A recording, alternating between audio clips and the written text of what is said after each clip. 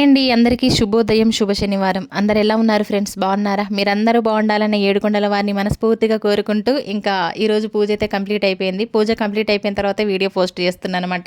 నేను ఏదైనా పని చేస్తున్నా అంటే నా చిత్తం మొత్తం ఆ పని మీదనే ఉంటుంది. ఇంకా వేరే పని మీదకైతే మనసు రానినమాట. అందుకే ఈ పనులన్నీ అయిపోయిన తర్వాత పూజ అయిన తర్వాత గుడ్ మార్నింగ్ వీడియో అయితే పెడుతున్నాను అనమాట.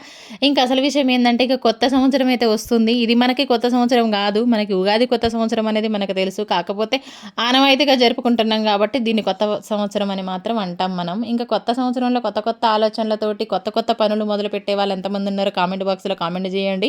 నాకైతే మనసులో 4-5 రకాల ఆలోచనలు అయితే ఉన్నాయి. మరి ఏది అమలు చేస్తా అనేది నేను వీడియోస్లలో పోస్ట్ చేస్తూనే ఉంటాను. నేను ఏది చేసినా ప్రతిదీ కూడా మీతో షేర్ చేసుకుంటానే ఉంటాను కదా.